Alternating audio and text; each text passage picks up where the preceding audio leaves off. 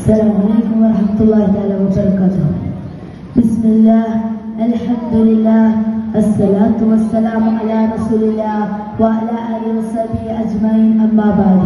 ഏറ്റവും ബഹുമാനവും ആദരവും നിറഞ്ഞ ഉസ്താദുമാരെ, രക്ഷിതാക്കളെ, സ്നേഹം നിറഞ്ഞ നാട്ടുകാരെ, പ്രിയപ്പെട്ട കൂട്ടുകാരെ, റസൂൽ സ്വല്ലല്ലാഹു അലൈഹി വസല്ലമയുടെ ജന്മം കൊണ്ട് അനുഗ്രഹീതമായ ദിനത്തിൽ മുത്തനബിയുടെ വിനയവും സ്നേഹം എന്ന വിഷയം അല്പം സംസാരിക്കുവാൻ ഞാൻ ആഗ്രഹിക്കുകയാണ്. നാഥൻ തൗഫീഖ് നൽകുമാറാവട്ടെ. ആമീൻ. പ്രിയമുള്ളവരെ, സൃഷ്ടികളിൽ ഏറ്റവും വലിയ വിനയവും സ്നേഹമായിരുന്നു റസൂൽ സ്വല്ലല്ലാഹു അലൈഹി വസല്ലം തങ്ങൾ. വിനയം കൊണ്ട് ലോകം കീഴടക്കാൻ ആ പുണ്യപ്രവാചകന് സാധിച്ചിട്ടുമുണ്ട്. റസൂൽ സ്വല്ലല്ലാഹു അലൈഹി വസല്ലമയുടെ വിനയം പ്രകടിപ്പിക്കുന്ന ഏതാനും ചില സംഭവങ്ങൾ നിങ്ങളുമായി പങ്കുവെക്കാൻ ഞാൻ ആഗ്രഹിക്കുകയാണ്.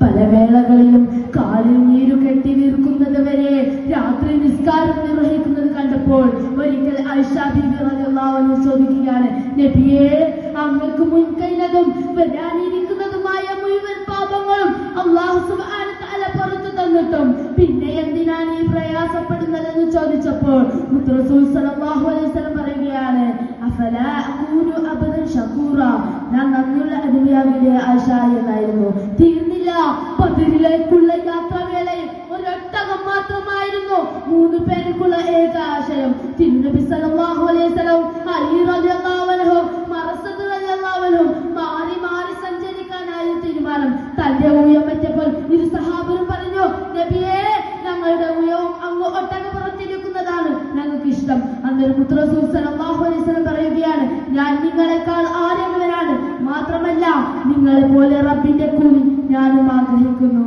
പ്രിയമുള്ളവരെ, ഇത്രമേൽ ജീവിതം ധന്യമാക്കിയ ഒരു ലോക നേതാവ് ലോക ചരിത്രത്തിലുണ്ടോ? സ്വർഗ ഉൾക്കട്ടകനായിട്ടും അഹങ്കരിക്കാൻ മറ്റു പലതുണ്ടെങ്കിലും അറബിയ ലോകത്തെ കിരീടം വെക്കാത്ത സുൽത്താനായിട്ടും ഓലക്കുടിയിലായിരുന്നു അന്ത്യവിശ്രമിച്ചിരുന്നത്. സഭയിൽ കത്തിച്ചൊലിക്കുന്ന സൂര്യന് മുമ്പിൽ വിയർപ്പിൽ മുങ്ങിക്കുളിക്കുന്ന മനുഷ്യർ ആദം നബി മുതൽ സർവ്വ നബിമാരുടെ മുന്നിൽ രക്ഷ ആവശ്യപ്പെടുമ്പോൾ അന്തേരും രക്ഷകനായി എത്തുന്നത് അന്ത്യപ്രവാചകൻ റസൂൽ സല്ലല്ലാഹു അലൈഹി വസല്ലം തങ്ങൾ മാത്രമാണ്.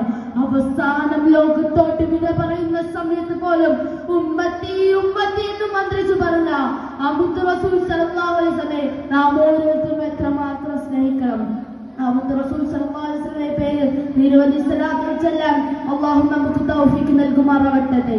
ഞാൻ പറഞ്ഞതും നിങ്ങൾ കേട്ടതും സാലിഹായ അമലായി സ്വീകരിക്കട്ടെ.